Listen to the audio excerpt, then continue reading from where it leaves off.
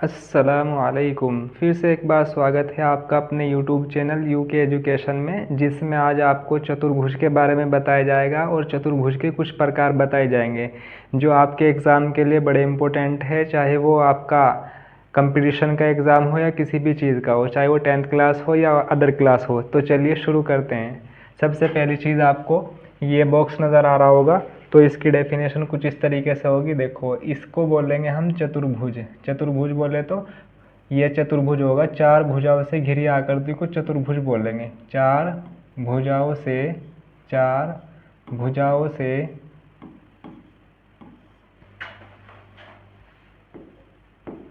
घिरी आकृति को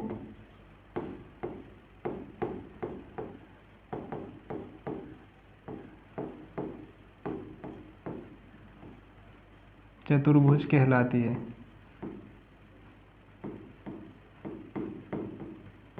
देखो, सबसे पहली एक चीज़, अगर जो कोई पूछे कि चतुर्भुज किसे कहते हैं, चार भुजाओं से घिरी आकृति को क्या बोलेंगे, चतुर्भुज। और इसके अंदर चार कोण होंगे। सीधा सीधा सा है कि चार कोण होंगे और चार भुजाएं हैं।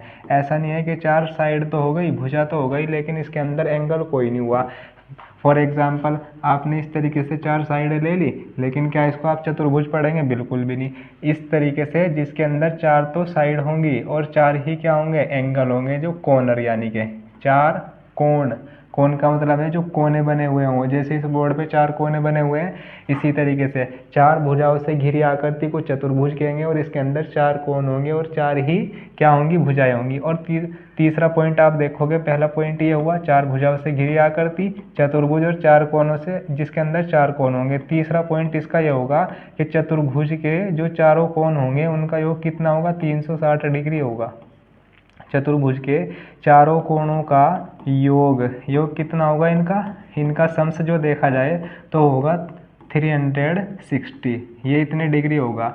एक चीज़ क्लियर हुई कि आपको पता लगा कि चतुर्भुज किसे कहते हैं। 3 पॉइंट याद रखने हैं इसमें। सबसे पहली चीज़ के चार भुजाओं से घिरी आकृति को चतुर्भुज कहते हैं, जिसके अंदर चार भुजाएं होंगी और चार कोण होंगे और इनके चारों कोणों का योग 360 डिग्री होगा। ये चतुर्भुज कहलाएगा आपका। अब देखो, इसके अंदर कितने प्रकार आते हैं। जैसे ये हुआ, ये आपको नजर आ रहा होगा ये बॉक्स, ये भी बताएंगे कि चतुर्भुज है क्योंकि चार भुजाएं हैं, चार कोण है। ये वाला भी, ये भी। लेकिन इसके अंदर एक स्क्वायर होता है। क्या चीज़ है? स्क्वायर। और स्क्वायर को हिंदी में क्या बोलेंगे, वर्ग बोलेंगे। अब पूछा जाए कि वर्ग कैसी आकृति है, ऐसा चतुर्भुज जिसकी चारों भुजाएं क्या होंगी, इक्वल होंगी। ऐसा चतुर्भुज जिसकी चारों भुजाएं बराबर हो। चारों भुजाएं क्या होंगी, बराबर होंगी।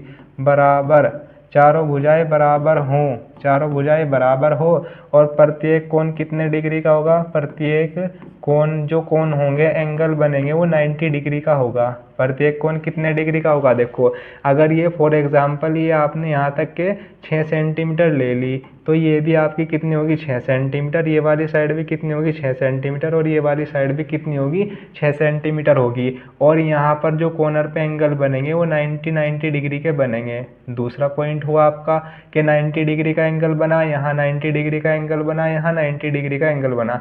सम्स तो कितना आने वाला, 360। चार भुजाएं बराबर होंगी, प्रत्येक कोण 90 डिग्री का होगा। फिर तीसरा पॉइंट ये देखेंगे कि विकर्ण, जहाँ विकर्ण जो है इन्हें बोल देंगे डायगोनल, जो आपस में कॉर्नर को कॉर्नर से मिलाएंगे, इन्हें विकर्ण बोल देंगे। और विकर्ण आपस में कैसे होंगे,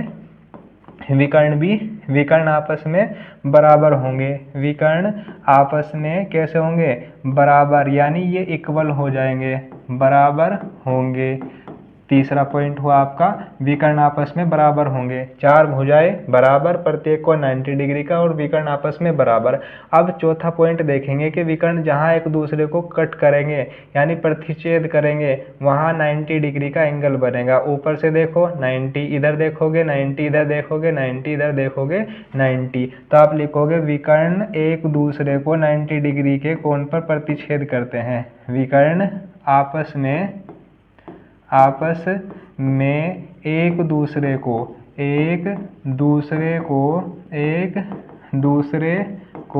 कितने डिग्री के कोण पे, 90 डिग्री के कोण पर क्या करेंगे, 90 डिग्री के कोण पर प्रतिच्छेद का मतलब होगा इंटरसेक्ट करते हैं, यानी एक दूसरे को जो काटेंगे तो वो कितने डिग्री के कोण पर, 90 डिग्री के कोण पर प्रतिच्छेद करेंगे। देखो पहला पॉइंट हुआ आपका चारों भुजाएं इक्वल होंगी, प्रत्येक को 90 डिग्री का विकर्ण आपस में बराबर है। और चौथा पॉइंट विकर्ण आपस में एक दूसरे को 90 डिग्री के कोण पर प्रतिच्छेद करते हैं। पांचवा पॉइंट इससे रिलेटेड ये होगा कि वर्ग का अक्षेत्रफल निकालने के लिए जो एरिया निकाला जाएगा, वर्ग का अक्षेत्रफल, वर्ग के क्षेत्रफल का फॉर्मूला होगा भुजा का स्क्वायर, यानी कि जो साइड है उसका क्या कर देंगे हम, स्क्वायर कर देंगे। जैसे 6 है, 6 का वर्ग कितना हो जाएगा 36। आपको पता लगेगा कि ये जो एरिया निकालना था इसको एरिया बोल लेंगे, जो अंदर की चीज़ है। छठा पॉइंट इसका यह रहेगा कि वर्ग का परिमाप निकालना, हमें क्या निकालना है, वर्ग का परिमाप। परिमाप को क्या क्या बोल लेंगे, परिमाप का ही दूसरा नाम परिमिति है, परिमिति। और वर्ग इसका परिमाप, परिमिति या क्या बोल लेंगे, परिधि भी बोल सकते हैं इसे, परिधि। तो इसका जो फॉर्मूला होगा ये होगा 4 गुना भुजा। क्या होगा, 4 गुना भुजा, यानी कि 4 बार इसको जोड़ेंगे, यहाँ 6 + 6 + 6 + 6, तो एक ही बार मल्टीप्लाई कर देंगे, 4 6 कितना आ जाएगा 24। देखो इसे कितने पॉइंट याद रखने हैं वर्ग के लिए, चारों भुजाएं वर्ग के अंदर एक ऐसा चतुर्भुज जिसकी चारों भुजाएं इक्वल होंगी, प्रत्येक कोण 90 डिग्री का होगा और विकर्ण आपस में बराबर होंगे और विकर्ण एक दूसरे को 90 डिग्री के एंगल पर प्रतिच्छेद करेंगे। और चौथा पॉइंट, पांचवा पॉइंट ये याद रखोगे कि इसका जो अक्षेत्रफल होगा वो भुजा का स्क्वायर होगा और जो इसका परिमाप होगा 4 गुना भुजा होगा। इस तरीके से वर्ग के 6 पॉइंट हैंगे और अगर ये आपके याद हो जाएं तो वर्ग से रिलेटेड जितने भी क्वेश्चन पूछे जाएंगे किसी भी एग्जाम में तो आप आसानी से इजीली बता सकते हो। उसके बाद ये वाली जो शेप बनी हुई है ये आपकी आयत है, क्या बोलेंगे इसे, आयत, जिसको आपने पढ़ा होगा रेक्टेंगल।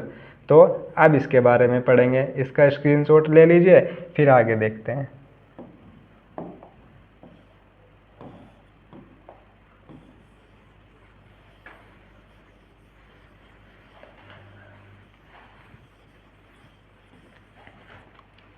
देखो अब ये वाली शेप कौन सी आएगी, इसको बोल लेंगे आयत।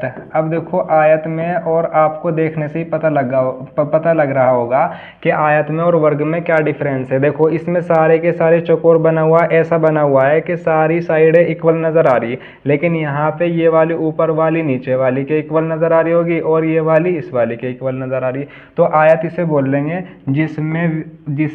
जिसकी आमने सामने की, यानी जिसके अंदर आमने सामने की भुजाएं बराबर हों, जिसकी आमने सामने की भुजाएं बराबर हो, आमने सामने की भुजाएं बराबर हों।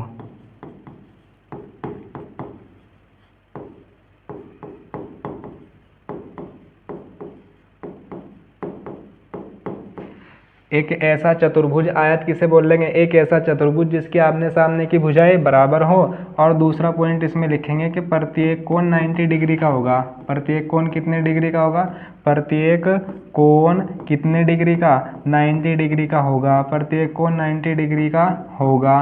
तीसरा पॉइंट लिखोगे आप इसमें विकर्ण बराबर होंगे आपस में, विकर्ण कैसे होंगे, विकर्ण बराबर होंगे। चौथा पॉइंट लिखोगे कि विकर्ण एक दूसरे को कहाँ से कट करेंगे, बिल्कुल बीच से कट करेंगे। जैसे ये कट किया ना, यहाँ से यहाँ तक के जाओगे आप और इस तरीके से बीच से कट करेंगे। विकर्ण एक दूसरे को 90 डिग्री पे नहीं कट करने, ये ध्यान रखना है। विकर्ण एक दूसरे को बीच से कट करेंगे, यानी बीच में से कट करेंगे, बीच में से काटेंगे, ऐसे लिख सकते हो, बीच में से काटेंगे। पांचवा पॉइंट लिखोगे कि आयत का जो अक्षेत्रफल है, आयत का अक्षेत्रफल, इसका फॉर्मूला होगा = लंबाई गुना चौड़ाई। आयत का क्षेत्रफल क्या हुआ, लंबाई गुना चौड़ाई। छठा पॉइंट लिखोगे आप इसमें कि आयत का परिमाप, देखोगे आप परिमाप के क्या क्या नाम बताए, परिमाप का परिमिति, परिधि, परिमाप और पेरीमीटर, PERIMETR, पेरीमीटर। तो ये क्या होगा, आयत का जो परिमाप होगा 2 गुना, ब्रैकेट में लिखोगे आप लंबाई और प्लस में चौड़ाई, लंबाई चौड़ाई को जोड़ करके 2 से मल्टीप्लाई कर दोगे, ये इसका फॉर्मूला निकल के आ गया। अब देखो हम किस तरीके से पढ़ेंगे कि आयत किसे बोल लेंगे, एक ऐसा चतुर्भुज जिसके आमने सामने की भुजाएं बराबर हो और प्रत्येक कोण 90 डिग्री का हो और विकर्ण आपस में बराबर हो और विकर्ण एक दूसरे को बीच में से प्रतिच्छेद करेंगे। आयत का क्षेत्रफल लंबाई गुना चौड़ाई होगा और आयत का आयत का जो परिमाप होगा 2 गुना लंबाई प्लस चौड़ाई होगा। इस तरीके से ये रेक्टेंगल के बारे में, आयत के बारे में 6 पॉइंट हुए।